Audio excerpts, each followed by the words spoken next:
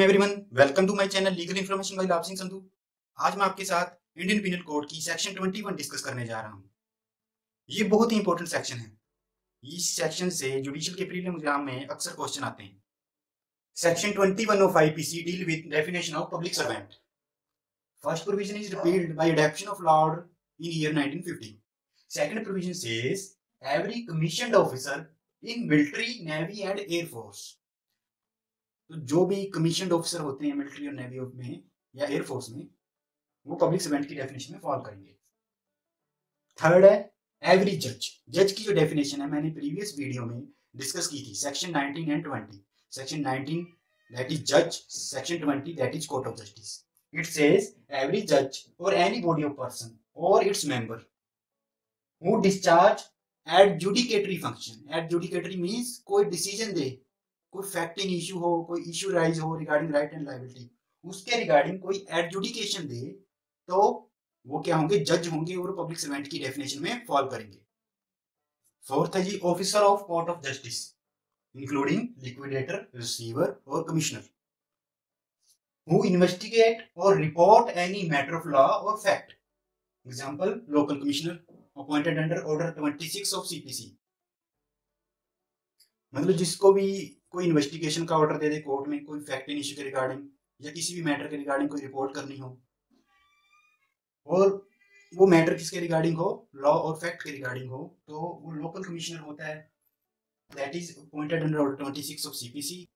Local commissioner जो है CPC में भी अपॉइंट किया जा सकता है और सीआरपीसी में भी अपॉइंट किया जा सकता है। Any person who make, authenticate और keep any document. Example record keeper हो गए, कॉपीस्ट हो गए, जैसे किसी भी रिकॉर्ड का जो रिकॉर्ड है उसकी सर्टिफाइड कॉपी जो बनाते हैं, उनकी डेफिनेशन में ये आ गई, वो पर्सन हु मेक, ऑथेंटिकेट और कीप एनी डॉक्यूमेंट। इसके अलावा जो एम्प्लॉइज हैं गवर्नमेंट प्रेस के, जो गवर्नमेंट गजट की पब्लिकेशन के रिगार्डिंग जो ऑफिसर हैं, वो भी पब्लिक सर्वेंट की डेफिनेशन में आ गए। Next is officer of court of justice execute any judicial process. Example police officer arrest a person under the direction of a court, or warrant officer execute the warrant of a person or property. Next is any person who administer any oath. Example oath commission, notary public, executive magistrate, etc. Next is interpret or preserve order of court. Example translator of court, record keeper, etc. Next is person specially authorized by court of justice. मतलब जो भी person court of justice से authorised होगा वो public servant की definition में fall करेगा। किसी भी स्पेशल पर्पस के लिए हो सकता है, किसी भी स्पेशल सब्जेक्ट के लिए हो सकता है। Fifth is juryman, assessor, member of panchayat assisting the court of justice. जो भी ज्यूरीमैन हो या असेसर हो या member of panchayat court of justice को असिस्ट कर रहे होंगे तो वो पब्लिक सर्वेंट की डेफिनेशन में फॉल करेंगे। ये क्वेश्चन कई बार जुडिशियल के प्रीलिम एग्जाम में आया हुआ है। नेक्स्ट इज आर्बिट्रेटर और other person to whom court referred a matter for decision और any other competent public authority. जिसको भी कोर्ट ऑफ जस्टिस कोई मैटर रेफर करती है डिसीजन के लिए, वो भी पब्लिक सर्वेंट की डेफिनेशन में फॉल करेगा। Next is person empower to place any person in confinement. किसी भी पर्सन को कन्फाइन करने की जो पावर हो जिस पर्सन के पास। एग्जाम्पल जेलर, जो भी जेल का सुपरिटेंडेंट है, जो भी जेल का ऑफिसर इंचार्ज है, उसके पास किसी भी पर्सन को कन्फाइनमेंट में रखने की पावर होती है, तो वो इस डेफिनेशन के अंदर फॉल करेगा। Eighth is public officer who duty to prevent offences, give information of offences, bring offender to justice, protect public health, safety और कन्वीनियंस, वो पब्लिक सर्वेंट की डेफिनेशन में फॉल करेगा। इसका सिंपल एग्जांपल है पुलिस ऑफिसर्स या intelligence officer, जैसे CID और सीबीआई में हो गए या रॉ में हो गए। तो जितने भी ऑफिसर हैं वो पब्लिक सर्वेंट की डेफिनेशन में फॉल करेंगे। Ninth is any officer whose duty to take, receive, keep or expand any property. For example, district collector make survey, assessment or contract on behalf of government. जैसे कि land acquisition cases में जो property है जो acquire करती है government, वो collector जो है वो स्टेट के बिहाफ से या गवर्नमेंट के बिहाफ से एक्वायर करता है। And when any collector take, receive, keep और एक्सपेंड एनी प्रॉपर्टी और मेक सर्वे, असेसमेंट और contract on behalf of government, then he falls within the definition of public servant. Next is to execute any revenue process. Revenue process execute करना, जैसे कि sale tax officer हो गए, income tax officer हो गए, वो कोई भी रेवेन्यू प्रोसेस एग्जीक्यूट करते हैं तो वो पब्लिक सर्वेंट की डेफिनेशन में फॉल करते हैं। इसके अलावा टू इन्वेस्टिगेट रिपोर्ट, जो इन्वेस्टिगेट करना, रिपोर्ट करना किसके regarding, pecuniary interest of government, revenue interest of government. मैंने अभी एग्जांपल दिया, इनकम टैक्स ऑफिसर हो गए या सेल टैक्स ऑफिसर हो गए, इनके पास इन्वेस्टिगेशन की भी पावर है। कोई भी पर्सन जो स्टेट का टैक्स है वो अवॉइड करने की कोशिश तो नहीं कर रहा, या उसने कोई टैक्स एग्जम्पशन के लिए कोई इलीगल प्रोसेस तो नहीं चूज किया, तो वो पब्लिक सर्वेंट की डेफिनेशन में फॉल करेंगे। नेक्स्ट है टू मेक, ऑथेंटिकेट और कीप एनी डॉक्यूमेंट। कोई भी पेक्यूनियरी इंटरेस्ट ऑफ गवर्नमेंट के रिगार्डिंग कोई डॉक्यूमेंट, जो कोई डॉक्यूमेंट बनाए या उसको ऑथेंटिकेट करे या उसको प्रिजर्व करे, कीप करे, तो वो भी पब्लिक सर्वेंट की डेफिनेशन में फॉल करेगा। नेक्स्ट है to prevent infraction of law. जैसे मैंने अभी की आपको एग्जांपल दिया, इनकम टैक्स ऑफिसर हो गए, सेल टैक्स ऑफिसर हो गए, कस्टम ऑफिसर हो गए, ये जो सारे ऑफिसर हैं जो पेक्यूनियरी इंटरेस्ट ऑफ गवर्नमेंट है, वो उनकी वायलेशन के रिगार्डिंग जो भी लॉ है उनको प्रिवेंट करने के लिए जो भी एक्ट करते हैं, तो वो पब्लिक सर्वेंट की डेफिनेशन में फॉल करते हैं। 10th is any officer who take, receive, expend any property, who make any survey or assessment, levy any rate or tax for any secular common purpose, or any person who make, authenticate or keep any document regarding rights of people of any place, तो वो public servant की definition में fall करेगा। जिसके example हैं पटवारी, जैसे हमारी जमाबंदी होगी जिसमें हमारे रिकॉर्ड्स ऑफ राइट होते हैं, या खसरा गिरदौरी होगी, या इसके रिगार्डिंग इसके अलावा सेल डीड वगैरह होगी या गिफ्ट डीड होगी, तो वो पटवारी या तहसीलदार या रजिस्ट्रेशन ऑफिसर के द्वारा अपने पास रखे जाते हैं, रिकॉर्ड में रखे जाते हैं, तो वो पब्लिक सर्वेंट की डेफिनेशन में फॉल करेंगे। इसके अलावा जो विलेज में कोई भी वर्क होता है, कोई भी लैंड एक्वायर होने का या डेवलपमेंट का, तो वो जो ब्लॉक डेवलपमेंट ऑफिसर या उस गांव के सरपंच या किसी और अदर ऑफिसर के द्वारा किया जाता है, तो वो भी पब्लिक सर्वेंट की डेफिनेशन में फॉल करता है। 11th is any person who prepare, publish or maintain or revise electoral roll and to conduct an election।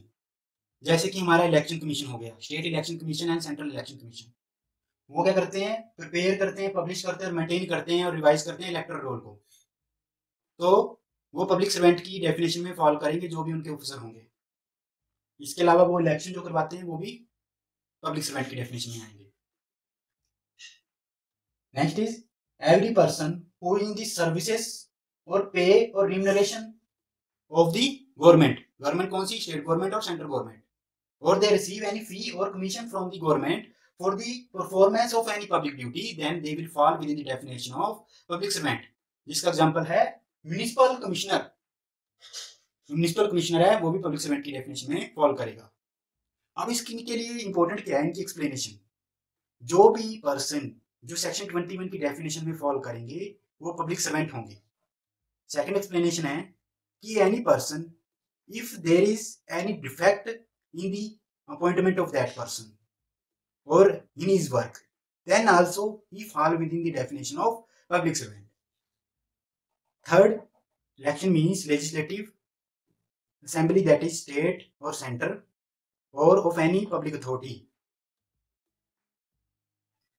Now what is test to determine whether a person is public servant or not?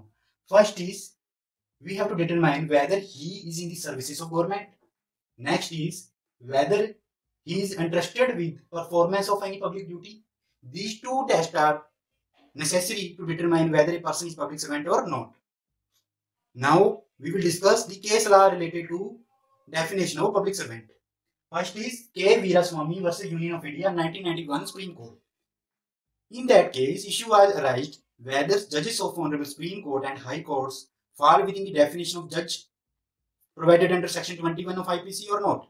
In that case, Honorable Supreme Court Supreme Court held that judges includes judges of Supreme Court and High Court, and they also fall within the definition of public servant.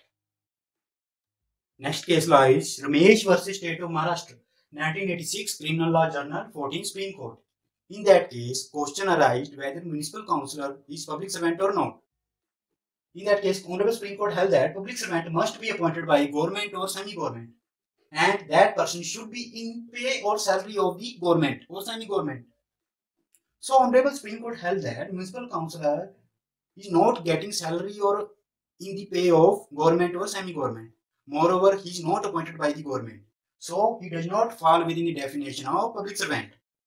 Next is R.S. Naik versus A.R. Anthony, 1984 Supreme Court. In that case, question arises whether MLA is public servant or not. In that case, Honorable Supreme Court held that MLA is not a public servant because legislature cannot be comprehended to the state government. जो legislature है जो state government का वो comparison नहीं हो सकता. Both are different authority. Next case law is Dattatreya versus State of Maharashtra, 1975 Criminal Law Journal 1490 Supreme Court. In that case, question arose whether a minister is a public servant or not. In that case, Supreme Court held that minister is a public servant. Same question arose in M. Karnanidhi versus Union of India, 1979 Criminal Law Journal 773 Supreme Court. In that case, question arose whether CM, that is Chief Minister or Minister, is a public servant or not. Honorable Supreme Court held that Chief Minister or Minister are public servant as they are under the pay of government. The word pay has wide definition than the salary, and they get salary for discharge of duty, that is public duty. Moreover, their salary is paid from government fund. Due to that reason, minister and chief minister fall within the definition of public servant. So friends, this is the definition of public servant and the important case law regarding this. Now I will meet you in the next lecture along with other provision of the IPC. Thank you.